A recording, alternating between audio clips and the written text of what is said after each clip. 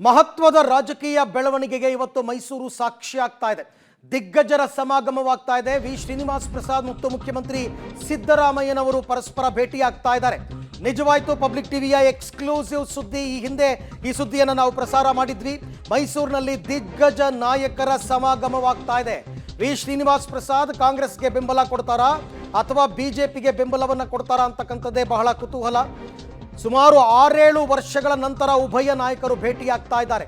ಇದರ ಬಗ್ಗೆ ಒಂದು ವಾರದ ಹಿಂದೆಯೇ ಪಬ್ಲಿಕ್ ಟಿವಿ ಸುಳಿವನ್ನ ನೀಡಿತ್ತು. ಉಭಯ ನಾಯಕರು ಕೂಡ ಭೇಟಿಯಾಗ್ತಾ ಇದ್ದಾರೆ ಅಂತ. ಸಿದ್ದರಾಮಯ್ಯ ಮತ್ತು ಶ್ರೀನಿವಾಸ್ ಪ್ರಸಾದ್ ಒಂದು ಕಾಲದ ಆತ್ಮೀಯ ಗೆಳೆಯರು. ಆದರೆ ಸಿದ್ದರಾಮಯ್ಯನವರು ಮೊದಲ ಬಾರಿಗೆ ಮುಖ್ಯಮಂತ್ರಿ ಆದಾಗ ಸಂಪುಟದಿಂದ ಶ್ರೀನಿವಾಸ್ ಪ್ರಸಾದ್ ಅವ್ರನ್ನ ತೆಗೀತಾರೆ. ಅದರಿಂದ ಮುನಿಸ್ಕೊಂಡು ಅವರ ಪಕ್ಷವನ್ನು ಬಿಟ್ಟು ಬಿಜೆಪಿಗೆ ಸೇರಿಕೊಂಡು ಅಲ್ಲಿಂದ ಸಂಸದರಾಗ್ತಾರೆ. ಅವಾಗಿನಿಂದ ಉಭಯ ನಾಯಕರು ಕೂಡ ಪರಸ್ಪರ ಮುಖವನ್ನು ಕೂಡ ನೋಡಿರಲ್ಲ.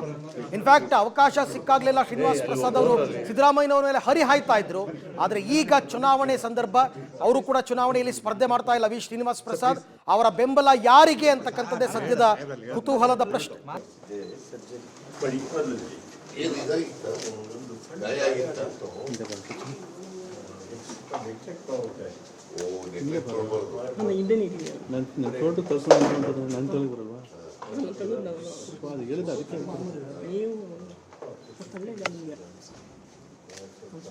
ಶ್ರೀನಿವಾಸ್ ಪ್ರಸಾದ್ ಅವರ ಆರೋಗ್ಯವನ್ನು ಮುಖ್ಯಮಂತ್ರಿಗಳು ವಿಚಾರಿಸ್ತಾ ಇದ್ದಾರೆ. ಹಳೇ ಸ್ನೇಹಿತರು ಇಬ್ಬರು ಕೂಡ ಪರಸ್ಪರ. ಹಾಗೆ ನೋಡೋಕೆ ಹೋದರೆ ಶ್ರೀನಿವಾಸ್ ಪ್ರಸಾದ್ ಮತ್ತು ಸಿದ್ದರಾಮಯ್ಯ ಒಂದೇ ಭಾಗದ ಪ್ರಮುಖ ನಾಯಕರು. ಶ್ರೀನಿವಾಸ್ ಪ್ರಸಾದ್ ಆರಂಭದಿಂದಲೂ ಕೂಡ ಕಾಂಗ್ರೆಸ್ನಲ್ಲಿ ಇದ್ದಂಥವರು, ಸಿದ್ದರಾಮಯ್ಯನವ್ರ ಜೊತೆ ಉತ್ತಮ ಒಡನಾಟವನ್ನು ಇಟ್ಕೊಂಡಿದ್ದವರು. ಬಟ್ ಬದಲಾದ ರಾಜಕೀಯ ಸನ್ನಿವೇಶದಲ್ಲಿ ಪರಸ್ಪರ ಬೇರೆ ಬೇರೆಯಾಗಿದ್ದರು. ಕಳೆದ 6-7 ವರ್ಷಗಳಿಂದಲೂ ಕೂಡ ಒಬ್ರಿಗೊಬ್ರು ಭೇಟಿ ಮಾಡಿರಲಿಲ್ಲ, ಮಾತುಕತೆನೂ ಇರಲಿಲ್ಲ. ಶ್ರೀನಿವಾಸ್ ಪ್ರಸಾದ್ ಅವರು ಸಿದ್ದರಾಮಯ್ಯನವ್ರ ಮೇಲೆ ತುಂಬ ಕೋಪ ಮಾಡ್ಕೊಂಡಿದ್ರು, ನನ್ನನ್ನು ಕ್ಯಾಬಿನೆಟ್ಟಿಂದ ಕೈ ಬಿಟ್ಟುಬಿಟ್ರು ಅಂತಕ್ಕಂಥದ್ದು. ಆದರೆ ಈಗ ಶ್ರೀನಿವಾಸ್ ಪ್ರಸಾದ್ ಅವರ ಮನೆ ಜಯಲಕ್ಷ್ಮೀಪುರಂನಲ್ಲಿ ಇರ್ತಕ್ಕಂಥ ಮನೆಗೆ ಸಿದ್ದರಾಮಯ್ಯನವರೇ ಬಂದಿದ್ದಾರೆ. ಮುಂಬರುವ ಲೋಕಸಭಾ ಚುನಾವಣೆ ಹಿನ್ನೆಲೆಯಲ್ಲಿ ನಡೀತಾ ಇರತಕ್ಕಂಥ ಭೇಟಿ. ಈಗಾಗಲೇ ಶ್ರೀನಿವಾಸ್ ಪ್ರಸಾದ್ ಅವರ ಕುಟುಂಬಸ್ಥರೆಲ್ಲ ಬಹುತೇಕ ಶ್ರೀನಿವಾಸ್ ಪ್ರಸಾದ್ ಅವರ ಸೋದರಳಿಯ, ಒಬ್ಬ ಅಳಿಯ, ಎಲ್ಲರೂ ಕೂಡ ಕಾಂಗ್ರೆಸ್ಗೆ ಸೇರ್ಪಡೆ ಆಗಿಬಿಟ್ಟಿದ್ದಾರೆ. ಈಗ ಶ್ರೀನಿವಾಸ್ ಪ್ರಸಾದ್ ಅವರು ಈ ಚುನಾವಣೆಯಲ್ಲಿ ಯಾವ ಪಕ್ಷಕ್ಕೆ ಬೆಂಬಲವನ್ನು ಕೊಡಬೇಕು ಅಂತಕ್ಕಂಥದ್ರ ಬಗ್ಗೆ ನಿರ್ಧಾರ ಮಾಡಬೇಕು. ಬಿಜೆಪಿ ಮೇಲೂ ಸ್ವಲ್ಪ ಮುನಿಸ್ಕೊಂಡಿದ್ರು, ನನಗೆ ನನ್ನ ಟಿಕೆಟ್ ಬೇಡ ಅಂದಮೇಲೆ ಯಾವ ಹೈಕಮಾಂಡ್ ನಾಯಕರು ನನ್ನನ್ನು ಭೇಟಿ ಆಗಲಿಲ್ಲ ಅಂತ. ಹಾಗಾಗಿ ಕಾಂಗ್ರೆಸ್ ಅವರಿಗೆ ಗಾಳ ಹಾಕ್ತು. ಅದಾದ ನಂತರ ಬಿಜೆಪಿ ಚುನಾವಣಾ ಉಸ್ತುವಾರಿ ರಾಧಾ ಮೋಹನ್ ದಾಸ್ ಅಗರ್ವಾಲ್ ಅವರ ಸೂಚನೆಯ ಮೇರೆಗೆ ಚಾಮರಾಜನಗರ ಅಭ್ಯರ್ಥಿ ಬಾಲರಾಜ್ ಹೋಗ್ಬಿಟ್ಟು ಶ್ರೀನಿವಾಸ್ ಪ್ರಸಾದ್ ಅವ್ರನ್ನ ಭೇಟಿಯಾಗಿದ್ದರು. ಶ್ರೀನಿವಾಸ್ ಪ್ರಸಾದ್ ಅವರು ಸ್ವಲ್ಪ ಬಿಜೆಪಿ ಪರ ಮತ್ತೆ ಒಲವನ್ನು ವ್ಯಕ್ತಪಡಿಸಿದ್ರು. ಈಗ ನಾಳೆ ಮೋದಿಯವರು ಮೈಸೂರಿಗೆ ಭೇಟಿ ಕೊಡ್ತಾ ಇದ್ದಾರೆ.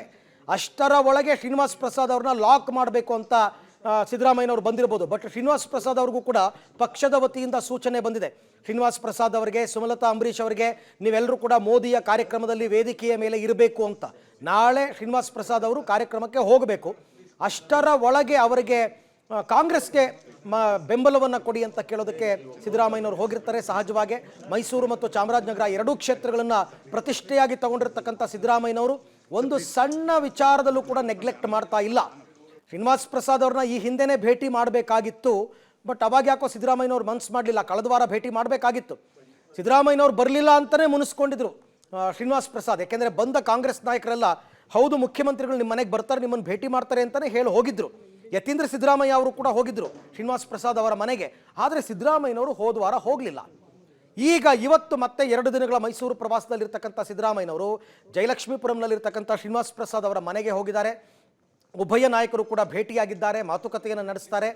ಇದರ ನಂತರ ಏನು ಬೆಳವಣಿಗೆ ಆಗುತ್ತೆ ಅಂತಕ್ಕಂಥದ್ದು ಬಹಳ ಮುಖ್ಯವಾದದ್ದು. ಶ್ರೀನಿವಾಸ್ ಪ್ರಸಾದ್ ಏನಾದರೂ ಕಾಂಗ್ರೆಸ್ ಅಭ್ಯರ್ಥಿಗಳಿಗೆ ಚಾಮರಾಜನಗರ ಮತ್ತು ಮೈಸೂರಿನಲ್ಲಿ ಬೆಂಬಲವನ್ನು ಘೋಷಣೆ ಮಾಡ್ತಾರಾ ಅಥವಾ ಸ್ವಪಕ್ಷ ಬಿಜೆಪಿಗೆ ಬೆಂಬಲವನ್ನು ಕೊಡ್ತಾರಾ ಅಂತಕ್ಕಂಥದ್ದು ಗೊತ್ತಿಲ್ಲ.